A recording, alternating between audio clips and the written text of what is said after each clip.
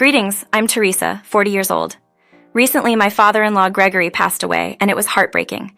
However, his death brought something unexpected. My ex-husband Jack, who had cheated on me.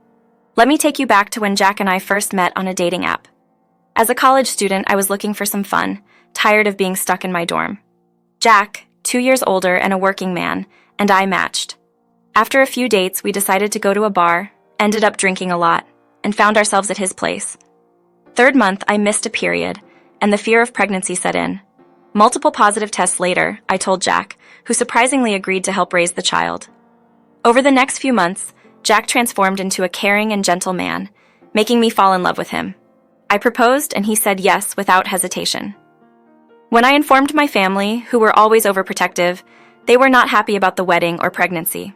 Despite their scrutiny during Jack's meeting with my family, they did not like him. My mother in particular expressed concerns, saying, "I'm only saying this because we love and care for you, but we don't think that boy's right for you." She hinted that their reservations might be influenced by disapproval of my pregnancy.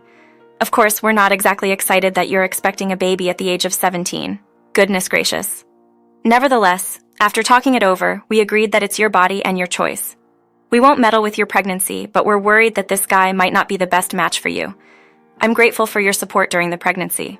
It's important to mention that he's the baby's father and has been incredibly supportive. If you continue to object, there's a chance he might decide not to stay. Please consider this, as we won't be around to assist you when challenges arise. I appreciate your trust in me. Holding Jack's hand, I left the house, feeling the pain of my parents' lack of trust. Although I considered uninviting them from the wedding, Jack persuaded me to let them attend. Looking back, I realize I should have heeded my mom's advice on choosing the right partner. Perhaps I was scared of being a single parent.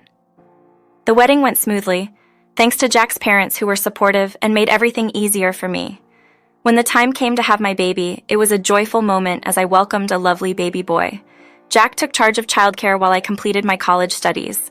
He proved to be a fantastic dad, offering support throughout, and even after I graduated, he assisted me in securing a job. I didn't make as much money as him, but back then, having something was better than nothing. Our son Jack was turning into the cutest little kid. When we saw him take his first steps and heard his first words, Jack and I were so happy. Even with our difficulties, we always talked and cooperated as parents. I felt thankful to share my life with him. 10 years flew by and we stayed a wonderful family. However, one evening after work, I arrived home to discover Jack in bed with another woman. My heart broke into pieces and I couldn't stand to see him. I moved out and stayed at a friend's place, making arrangements for our son to stay elsewhere. The following day, I initiated the divorce process, aiming for custody of our child and financial support. When I handed the divorce papers to Jack, he expressed dissatisfaction, urging for a smoother divorce process. Regardless of the cause of his unfaithfulness, I simply wanted him out of my life. Jack refused to provide child support, saying he never desired our son and wouldn't contribute financially. Despite my hurt, I remained steadfast, insisting that the court would make the decision. It was painful to understand that Jack never had love for me. Going through a decade feeling obligated was a profound source of pain. If only he had been truthful 2 years ago, I could have had my family's backing. Nevertheless, despite the anguish, I recognized the need to progress and move forward. I had to keep going to court hearings, and they were pretty tough. Jack kept saying that I had tricked him into marriage, but I had solid proof to counter his claims. The court ordered him to start paying child support from the coming 2 months. Despite the hurt from the divorce, I felt grateful that my son would now receive financial support. A week passed since the divorce, and when the new month began, it was time for Jack to provide child support. Unfortunately, I couldn't get in touch with him. Despite making several attempts to contact him, his phone was not working, and he had blocked me on social media. Even when I tried creating a new account, it was also blocked. Feeling desperate, I called his workplace, only to find out that he had resigned 2 weeks prior to relocate overseas. Feeling anxious, I reached out to my lawyer for advice on handling my spouse who had left the country. The lawyer recommended strengthening child support if we could pinpoint Jack's location. Sadly, I had no clue about Jack's whereabouts. The lawyer brought up the idea of seeking help from the government, but it seemed like a lengthy, expensive, and unpredictable process. Not knowing where Jack was, I had to handle the task of bringing up my son with little money. My emergency savings wouldn't hold out for long. I remembered my parents advising me against being with Jack, so turning to them for help was not possible. Asking friends had its constraints, leaving Jack's parents as my only possible help. I used to have a close bond with Jack's parents. Surprisingly, when Jack and I told them about our divorce, they appeared more concerned about my well-being than their own sons. They were quite well off, and I saw them as a dependable pillar of support. I wasn't anticipating a substantial monthly contribution. I just hoped for what Jack was supposed to provide. Even a slightly reduced amount would be enough. Though I hesitated to ask for help right away, I chose to handle things by myself until it became difficult to take care of both my son and myself. It lasted for about 5 months, with me facing challenges to pay all the bills. Towards the end of the month, I could hardly manage to provide food for my son. Despite the tough times, I held on to the belief that things would get better eventually. I even started to let go of the thought of reaching out to Jack's parents for assistance. However, everything took a turn when my son became seriously ill and had to stay in the hospital. The medical bills, even with insurance, were too much for me to handle. I felt overwhelmed, realizing I couldn't handle this extra financial burden alone. Recognizing the need for assistance, I decided to reach out to Jack's parents. I contacted Teresa and explained my situation. She showed genuine concern for my difficulties and offered her support. When I disclosed Jack's absence and the reasons behind it, they were surprised and expressed regret for not reaching out sooner. Without hesitation, they invited me to their home and reassured me of their assistance. Thankfully, I accepted their offer, understanding that Alice was eager to help. It was a comfort to know that they were ready to stand by me during this challenging period. I didn't have to request her assistance. She willingly offered it.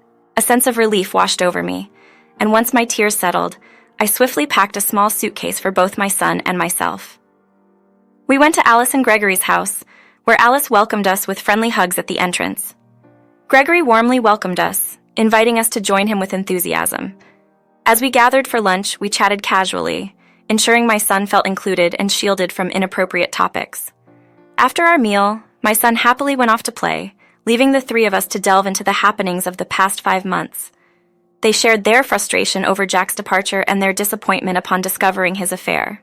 Learning about his abandonment of fatherhood fueled their anger.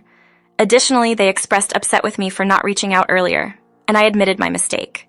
Gregory was determined to offer more financial help than Jack needed to repay. Yet I hesitated to accept such a significant amount. I appealed to Gregory, sharing my unease. He stood firm, seeing it as a way to repay for the last 5 months and recognizing the difficulties faced by a young single mother. Gregory, there's really no reason for such a large sum of money. Think of it as getting back what you've spent in the last 5 months. Plus, you're a young mom taking care of your child alone. You shouldn't have to give up so much when your child's grandparents have more than plenty to offer. Gregory stood his ground, insisting, "There's no limit when it comes to you both. We only ask for one favor in return. Whatever you require," I guaranteed them. Gregory stressed how essential it is to keep in touch regularly.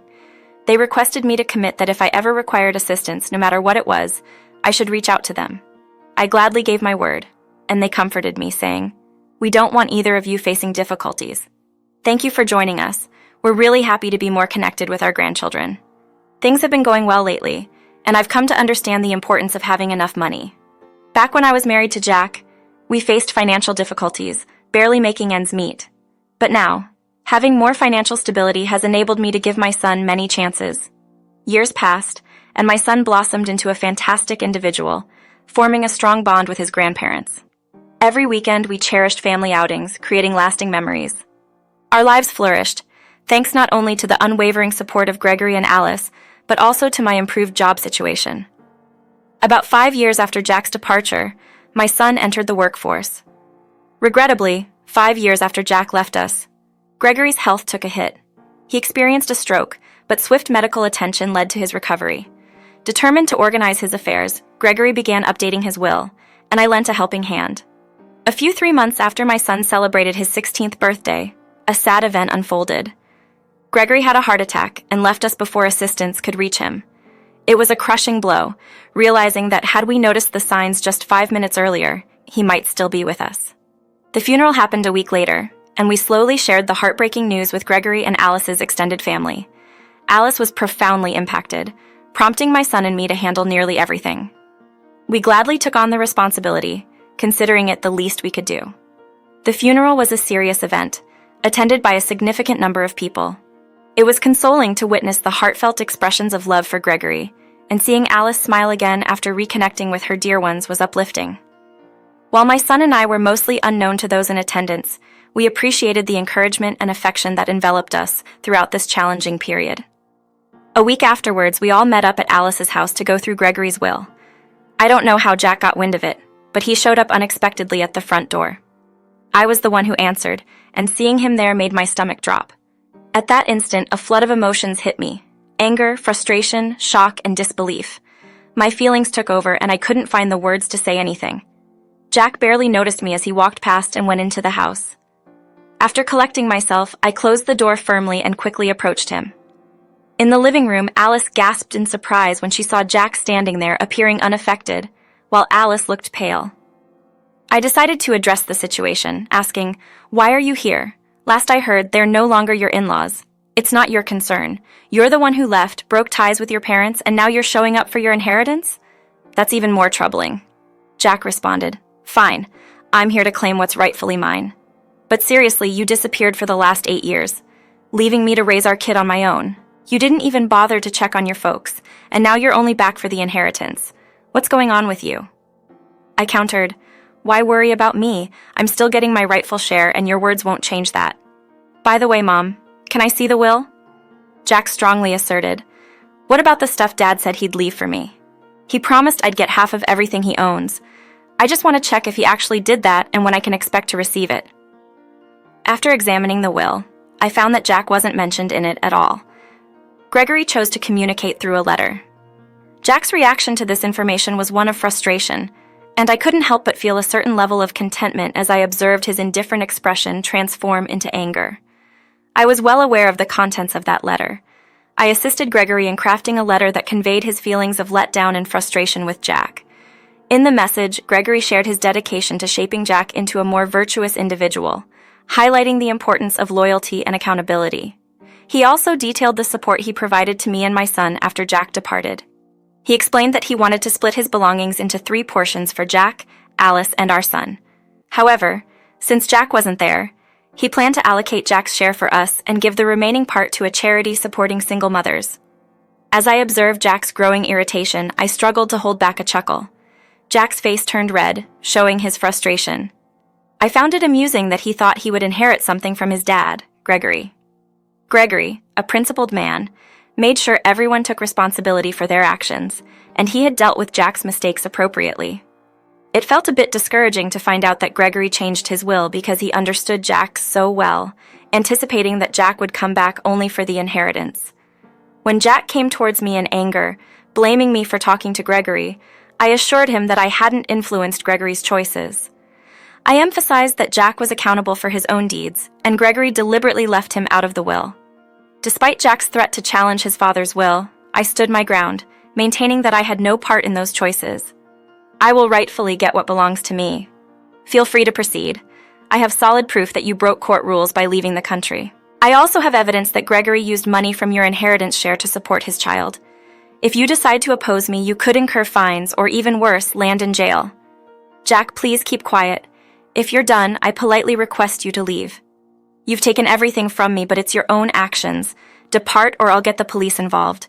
Dealing with Gregory's loss is already hard for us, and you're treating him as if he's just an ATM isn't making it any easier. Please leave. After that, Jack left, shouting offensive words as he walked away. Alice seemed ready to argue with him, but I was able to soothe her. Thankfully, my son wasn't with us today. I don't think he would have handled Jack's behavior as calmly. I'm not sure what happened to Jack after that, and honestly, I'm not concerned. The legacy Gregory left for my son is significant, sufficient to cover his college expenses without relying on loans. I'm grateful for Gregory's forward thinking. After my son starts college, Alice and I are considering a brief getaway, just the 2 of us. We've faced challenges together, and we feel it's time to enjoy a moment of joy. Things are starting to take a positive turn in our lives. Upon learning about Jack's betrayal, I never expected my life to go in this direction. Yet, here I am. Keep in mind, even if you try to find ways around things, the outcomes will eventually catch up to you, even if it's after a long time. Be kind, do good for those around you, and you'll experience the joy that life can bring.